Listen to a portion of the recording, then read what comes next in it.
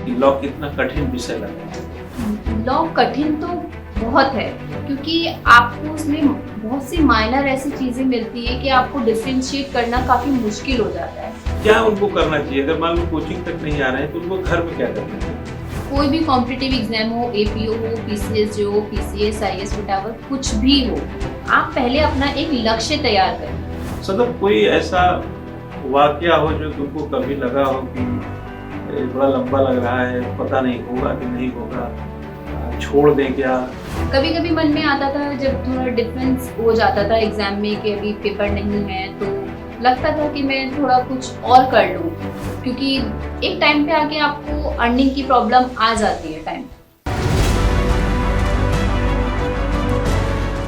नमस्कार, मैं doctor Sushil Kumar Singh, founder प्रयास आईएएस स्टडी सर्कल। एक छोटा सा परिचर्चा है। आप जैसा कि विदित हो, आपको जानकारी में भी होगा कि पिछले महीने की 17 तारीख को यानी 17 फरवरी को उत्तराखंड लोक सेवा आयोग ने सहायक अभियोजन अधिकारी का परिणाम जो घोषित किया था, उसमें 15वें रैंक पर हमारी संस्था से सदब कुरैशी ने अपना चयन सुनिश्चित करा लिया। एक प्रकार से उनको चयनित कर लिया गया और इसी रिजल्ट को लेकर के हम लोग थोड़ी परिचर्चा करेंगे। सदफ एक मध्यम वर्गीय मुस्लिम परिवार से संबंध रखती हैं। माता पिता छोटे मोटे अपने टेलरिंग का काम करते हैं, पिताजी, माँ गृहिणी हैं, 2 बहनें हैं और घर परिवार में जो अन्य सगे संबंधी हैं उनके भी ऐसे छोटे मोटे बड़े अपने कारोबार हैं। जब भी नतीजे जो है ऐसे माहौल से बाहर आते हैं तो बहुतों के लिए प्रेरणा बन जाते हैं। इसी तमाम मुद्दों पर कि किस तरीके से सदफ ने अपनी तैयारी किया और किस तरीके से अपने नतीजों के लिए संघर्ष करती रही। हालांकि सदफ को मैं पिछले 12 वर्षों से जानता हूं, प्रयास आईएएस स्टडी सर्कल में 12 वर्षों से सेवा दे रही हैं। तो सदफ का इस कार्यक्रम में स्वागत है। वैसे तो सदफ हमारा इंटरव्यू कभी कभी लेती हैं और हमारे साथ बैठ के लेखों को लिखना सब चलता है, आज हम उसी का इंटरव्यू लेते हैं। तो सदफ, आपका इस कार्यक्रम में स्वागत है। आप ही का कोचिंग इंस्टीट्यूट, आप ही का स्वागत। तो थोड़ा मैं ये जानना चाहूँगा कि प्रतियोगिता में चूंकि कई बातें ऐसी होती हैं कि हम तो रोज पूछते नहीं थे कि भाई क्या समस्या है क्या नहीं है, लेकिन एक प्रतियोगी दृष्टि से आप कुछ क्या क्या फेस कर रहे थे और उस फेस के बीच में, यानी उस समस्या के बीच में कैसे तैयारी कर रहे थे? जनरली देखा जाए तो कॉम्पिटिटिव एग्जाम एक सिर्फ पढ़ाई नहीं है, क्योंकि कंपटीशन जो होता है उसमें जितने भी प्रतियोगी होते हैं वो सब उस लेवल के होते हैं और पढ़ चुके होते हैं, उन्हें नॉलेज होती है। कंपटीशन में सबसे बड़ा मैटर रखता है कि हम सिचुएशन को कैसे टैकल करते हैं, और जो अनफेवरेबल हमारी लाइफ में सिचुएशंस आती हैं उनको हम कैसे टैकल कर कर अपने कंपटीशन में खड़े रहते हैं। अगर हमने उन सिचुएशन को फेस अच्छे से कर लिया और हम तब भी अपनी उसी जगह पर दृढ़ निश्चय होकर खड़े हैं, तो निश्चय ही हमें सफलता जरूर मिलेगी। और वही सब मेरे साथ भी रहा। बहुत अनफेवरेबल कंडीशंस आती थी, संघर्ष रहता था लाइफ में, बहुत सारी सिचुएशंस रही हैं, क्योंकि ये कोई ऐसा एग्जाम नहीं है कि डिग्री डिप्लोमा के आपकी परसेंटेज आ गई और आपका सिलेक्शन हो गया। तो मैंने उन्हीं सब सिचुएशंस को फेस किया। फैमिली हुई या वर्क में हुआ या इकोनॉमिकली हुआ, बहुत सारी सिचुएशंस रहती थी, लेकिन मैं उनको सब कुछ साइड में रखकर उनका सॉल्यूशन ढूंढकर अपनी पढ़ाई को सेपरेट रखती थी, अपनी स्टडी को, कि स्टडी में मुझे मेन फोकस करना ही है हर हाल में। और यही रीजन रहा कि मैंने अपनी तैयारी को सफलता में परिवर्तित होती थी। अगर माना, जैसे हम तो थोड़ा चाहेंगे जैसा आप बोलें कुछ, लेकिन आपका क्या मर्जी है उस पर, कि तैयारी में संस्था के पॉइंट ऑफ व्यू से, जैसे जब आपकी, मुझे ध्यान है, एलएलबी हुआ 2016 में, है ना? तो आपने कहा कि मुझे सर जी की तैयारी में जाना है, ऐसा वैसा। तो वर्किंग आवर को हम लोगों ने, मतलब वर्किंग डे को कम कर दिया गया, है ना? याद होगा कि वर्किंग डे हमने घटाया ताकि आप घर पे रह के ठीक से पढ़ाई कर सको और ऑफिस भी ना सफर करें, इसका भी ध्यान रखा आपने। तो इस दौरान अगर, मतलब वर्किंग, जो भी वर्किंग डे घटने के बाद भी जो वर्किंग मिला, क्या वो पढ़ाई में कोई दिक्कत पैदा किया कि एकदम फ्री छोड़ा जाता तो और फायदा होगा? नहीं, मुझे दिक्कत नहीं हुई, क्योंकि एक वर्किंग होता है और एक होता है कि आपको उस वर्क से आप कितना गेन कर रहे हैं। क्योंकि मेरा कोई वर्क ऐसा नहीं था कि जो मेरी स्टडीज में मुझे हेल्प ना करे। मेरा वर्क यहाँ इंस्टीट्यूट में प्रयास हायर स्टडी सर्कल में सर के साथ यही रहता था, कंटेंट्स का, नोट्स का, क्वेश्चंस वगैरह का। तो मुझे उनसे मेरी ही स्टडीज में इवन मुझे हेल्प मिलती थी। तो जैसे कि जो भी मेरे वर्किंग आवर्स थे उससे मुझे कोई नुकसान नहीं होता था, इवन मैं बेनिफिशियल होता था। मुझे कभी करंट अफेयर्स प्रिपेयर करने की अलग से कोई तैयारी नहीं करनी पड़ी, क्योंकि जब मैं इंस्टीट्यूट में आकर सर के साथ काम करती थी तो मुझे काफी सारा, इवन बहुत सारा कंटेंट मुझे वहीं से करंट अफेयर्स का मेरा प्रिपेयर हो जाता था। और ये बहुत सी चीजें मैंने अपने एग्जाम क्वेश्चन पेपर में भी देखी, जो मैं सर के साथ काम कर रही थी वही क्वेश्चन डायरेक्ट आए और मुझे कोई उसके लिए अलग से प्रिपेयर करने की नहीं जरूरत पड़ी, मुझे वही रिकॉल किया और वही मैंने आंसर में पुट किया। आपका महेश्वरी साहब का जो है योगदान बहुत, मैं मानता हूँ कि एक लॉ के विशेषज्ञ के नाते आपका जीवन बहुत रहा, और संस्था का, टीचर का योगदान तो कम ज़्यादा होता रहता है, लेकिन मैं हमेशा ये मानता हूँ कि नतीजा जो है, क्योंकि हम संस्था के तौर पे देखें और अपने को स्वयं को टीचर के तौर पे, एक नतीजा जब प्रतियोगी देता है तब हमारा मान मर्यादा भी बढ़ता है। तो ऐसे में यह काम तो सबके लिए होता है, लेकिन परिणाम कोई कोई देता है। तो इस नजरिए से अगर कहें कि लॉ की स्पेशली पढ़ाई में, है ना, आपको जो एक प्रकार से समस्याएं आई, या यूं कहा जाए कि लॉ कितना कठिन विषय लगा आपको, थोड़ा प्रतियोगिता के उनको इजी कर सके आप जो सुन रहे हैं, वीडियो को देख रहे हैं। लॉ कठिन तो बहुत है, क्योंकि आपको उसमें बहुत सी माइनर ऐसी चीजें मिलती हैं कि आपको डिफरेंशिएट करना काफी मुश्किल हो जाता है। लेकिन अगर आपको कोई प्रॉपर गाइडेंस मिलती है, जो कि मुझे भी मिस्टर वी के महेश्वरी सर से मिली, तो आपकी चीजें काफी आसान हो जाती हैं। और अगर आपने एक बार उसे समझ लिया तो फिर आपको कहीं भी कोई प्रॉब्लम नहीं आती। स्टार्टिंग में आपको रहती है बेरेक्ट्स वगैरह समझने में, लेकिन अगर आपने बेरेक्ट की लैंग्वेज समझ ली तो मुझे नहीं लगता कि आपको आगे कोई प्रॉब्लम आएगी। आपको मेनली जनरली बेयर एक्ट पढ़ना और समझना आना चाहिए। अगर आपने बेयर एक्ट को थॉरोली अच्छे से पढ़ा है, तब आप बहुत सी चीजों में जो माइनर डिफरेंसेस होते हैं तो आप अच्छे से समझ जाएंगे। खैर, पीएचडी में, लॉ में पीएचडी होने के नाते मेरा भी थोड़ा इससे गहरा ही नाता रहा है, लेकिन जिस तरीके से विषय विन्यास होते हैं उसमें घुस घुस के तो प्रतियोगी ही पड़ता है। मैं समझता हूँ कि राजस्थान का पीसीएसजे हो, यूपी का हो, या मध्य प्रदेश का हो, उत्तराखंड का हो, बेरेक्ट की संख्या भी बदल जाती है। बिल्कुल, सब्जेक्ट चेंज हो जाते हैं। ऐसे में हर परीक्षा को मैनेज करते हुए किसी परीक्षा में अपनी सफलता अर्जित कर लेना बड़ी बात होती है। इंटरव्यू के टाइम में सर, कि जब हम लोग मॉक इंटरव्यू कर रहे थे, तो उस समय कॉन्फिडेंस लेवल और बाद में कॉन्फिडेंस लेवल में कोई डिफरेंस आपको लगा तो कुछ बताइए। जी बिल्कुल, कॉन्फिडेंस लेवल काफी हाई हो गया था, क्योंकि कुछ क्वेश्चंस ऐसे होते हैं कि जब अचानक से हमारे सामने आते हैं तो हम उनका आंसर तो जानते हैं लेकिन हम उन्हें बोल नहीं पाते।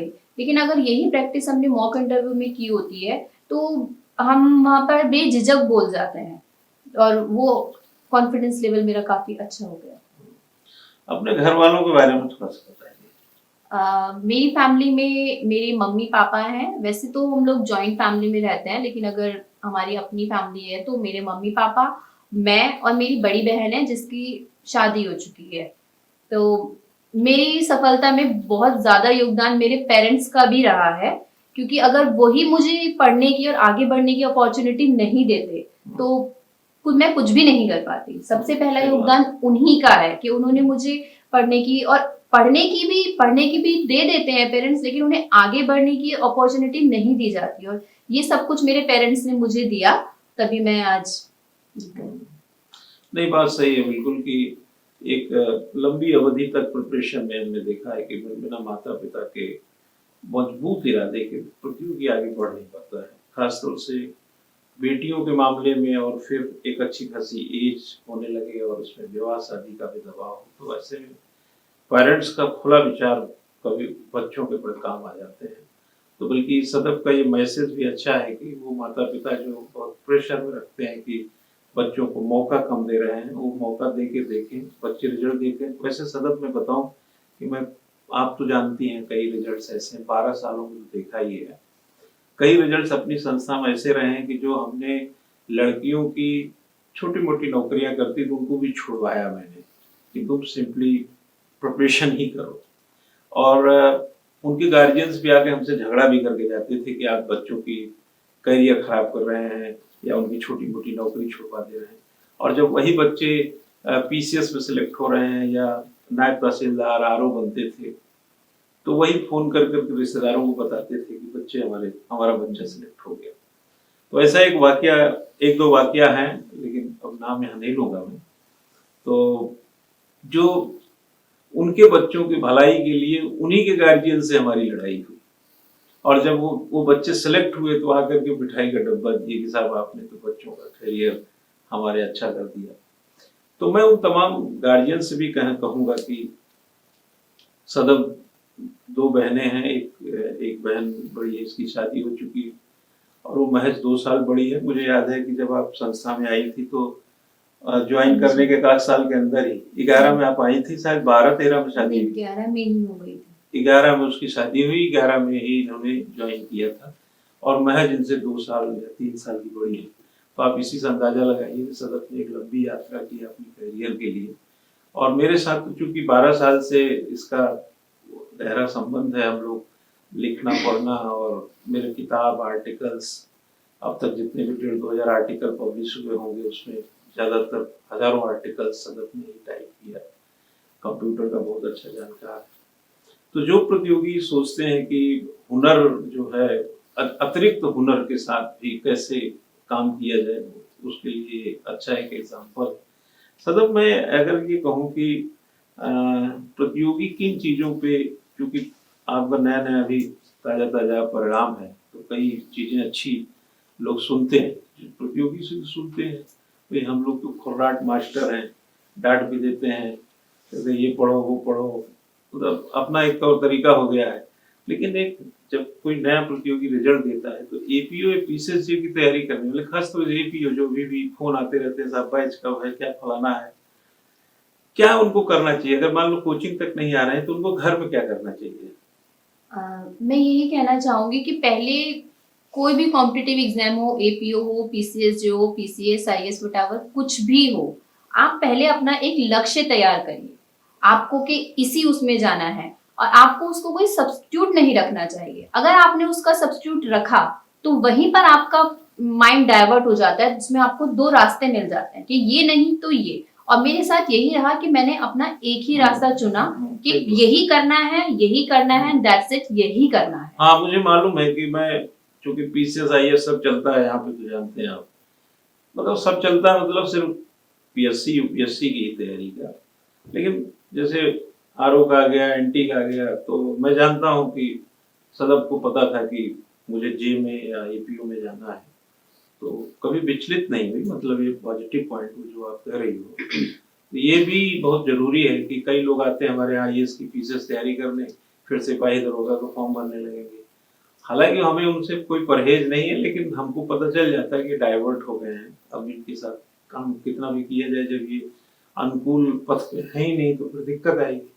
तो यह विद्यार्थियों को समझना चाहिए कि लंबे समय तक अगर कोई लंबाई बढ़ गई कंपटीशन की, वो ज्यादा जा रही है, तब भी आप स्थिर होकर उसी कंपटीशन पे लगे रहें। इसका एग्जाम्पल सदफ ही है कि 2016 की लगी और 2023 17 फरवरी का रिजल्ट आप अंदाजा लगाइए तो करीब करीब 5.5-6 साल का डिफरेंस है, 7 साल का करीब डिफरेंस मानिए। लेकिन कई लोग वकालत करने लगेंगे या सोचेंगे हम सुप्रीम कोर्ट चले जाएं, हाई कोर्ट चले जाएं, मतलब खर्चे पानी के चक्कर में पड़ जाएंगे। खर्चा पानी के चक्कर में पड़िए, जैसे इन्होंने भी सर्विस नौकरी के साथ ही की, लेकिन नौकरी के साथ कैसे एडजस्ट किया, क्योंकि हम साथ में काम करते थे, हम खुद पढ़े लिखे हैं, कंपटीशन को समझते हैं, पढ़ाते हैं, तो इतना सुविधा जो मैं दे सकता था दिया, और जितनी पढ़ाई कर सकती थी अपना किया। तो जैसा कि आपने सुन ही लिया है कि सर्विस के साथ पढ़ाई जो है कोई दिक्कत नहीं आई थी। सदब कोई ऐसा वाकया हो जो तुमको कभी लगा हो कि बड़ा लंबा लग रहा है, पता नहीं होगा कि नहीं होगा, छोड़ दें क्या, कोई और कुछ कर लें क्या, ऐसा कोई ख्याल आया क्या? जैसे कि बीच में मुझे याद है कि हम लोग पिछले कोरोना के टाइम में हम भी कहने लगे थे कि पता नहीं अभी लंबा लग रहा है, एलएलएम कर लो, फिर असिस्टेंट प्रोफेसर वगैरह की, बल्कि एलएलएम हो भी गया। तो मैं खैर इस नाते नहीं कह रहा था कि तुम्हारे पढ़ने लिखने में कोई, हमें लगा एक डिग्री एलएलएम बचा है वो भी कर लो। मैं बीच में कहता था पीएचडी भी कर लो।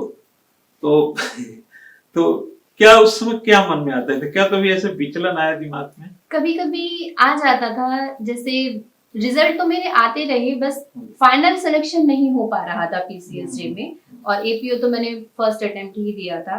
कभी कभी मन में आता था जब थोड़ा डिफरेंस हो जाता था एग्जाम में कि अभी पेपर नहीं है, तो लगता था कि मैं थोड़ा कुछ और कर लूं, क्योंकि एक टाइम पे आके आपको अर्निंग की प्रॉब्लम आ जाती है टाइम टाइम टू टाइम। तो मुझे लगता था क्या मुझे कोर्ट जाना चाहिए या मुझे कुछ और रिसोर्सेज ढूंढने चाहिए। लेकिन फिर तुरंत मन में तभी ये आता था कि नहीं, जहां मैंने इतना टाइम दिया है तो थोड़ा और, क्योंकि मैंने अपनी मेहनत पूरी ईमानदारी और दृढ़ निश्चय होकर की थी। और जितने भी लोग मेरे साथ जुड़े हैं, सुशील सर हो या मेरे गुरु मिस्टर वीके महेश्वरी सर हो या मेरे पेरेंट्स हो, फैमिली हो, फ्रेंड्स हो, सबने मुझे बहुत सपोर्ट किया। तो मुझे लगता था मुझे उन अपने साथ साथ उनकी मेहनत को भी जाया नहीं जाने देना चाहिए। तो मुझे और मेहनत करनी चाहिए, और अगर मेरी मेहनत में ईमानदारी पूरी सच्चाई है तो एक ना एक दिन मुझे सफलता जरूर मिलेगी। वैसे एक हकीकत ये भी है कि जैसे आदमी समुद्र में रहता है और समुद्र का ही पानी नहीं पीता है, पानी लेके जाता है बाहर से अपना बोतल में। कोचिंग में रह करके इतने साल से मेहनत करके तुम्हारा सिलेक्शन नहीं होना जो है, मेरे लिए भी मेरे लिए भी एक क्वेश्चन खड़ा हो गया था कि क्या वही प्रयास में रहते हुए भी प्रयास सफल नहीं हो रहा था। ऐसा कई बार हम लोग जिक्र करते थे। तो मुझे ऐसा लगा कि ये लड़की इतने साल से मेहनत कर रही है, हम भी लॉ के ही जानकार हैं, चलो सप्लीमेंट्री जितने सब्जेक्ट्स हैं उसके जानकार हैं, इतने बच्चों को पढ़ाते हैं, ये मेरे साथ इतना काम करती है, इतना मेहनत कर रही है, इसको तैयार भी किया जा रहा है, लेकिन क्या ऐसा रह जा रहा है। तो मुझे लगा कि हालांकि कई लोग मुझसे, कई पत्रकार बंधु होते थे, क्योंकि 12 साल एक अच्छा खासा लंबा टाइम होता है, तो सदब को जनरली जो भी ऑफिस में आता था धीरे धीरे सब जानते ही थे। तो जब भी रिजल्ट आते थे वो पूछ भी लेते थे कि भाई क्या हुआ उसका। तो मेरे पास कोई ऐसा जवाब पहले तो नहीं होता था, लेकिन इस बार मैंने पत्रकारों को भी फोन करके बताया कि भाई हो गया है, न्यूज भी छपी थी इसकी। तो सभी लोगों को भी धन्यवाद और बहुत बहुत बधाई आपको आगे फ्यूचर के लिए। और संस्था से अभी मैंने इनको रिलीव नहीं किया हो, अभी संस्था में जारी है। हमने कहा कि जब ज्वाइनिंग वगैरह आ जाएगी तब देखा जाएगा, अभी चल रहा है ऐसे। तो एक अच्छी सफलता रही, बड़ी संतोषजनक। मैं समझता हूँ कि मेरी वाइफ मुझसे ज्यादा सख्त तसल्ली में है। हाँ, मेरी पत्नी जो है इस मामले में कि सदब का सिलेक्शन बहुत जरूरी है होना, वो बीच बीच में वो भी कहती थी कि जब रिजल्ट आता था कि भाई इतने समय से है, निकलना चाहिए उसको। तो कब एक मतलब कुछ जैसे बच्चों के साथ हम लोग लगा हो जाता है, उसी तरीके से कॉम्पिटिटिव एक सर्विस देने वाले व्यक्ति के साथ इतने लंबे समय तक जुड़ा हो तो उसकी सफलता में साख तो बनती है। और मैंने जैसे बोला कि माता पिता हो, शिक्षक हो, कुछ बहुत क्लोज लोग हों, तो उनको निश्चित और निश्चिंत होने का यही एक मौका मिलता है। मैं इंटरव्यू को यही हम लोग बातचीत को खत्म कर रहे हैं, बहुत बहुत शुभकामना के साथ। और मैं उन तमाम प्रतियोगियों को भी थोड़ा सा बोलना चाहूँगा, थोड़ा इंटरव्यू का ड्यूरेशन लंबा है, इसको सुनिएगा और अपने काम की चीज़ लीजिएगा, और काम की चीज़ कुछ न कुछ आपको जरूर मिलेगी इसमें।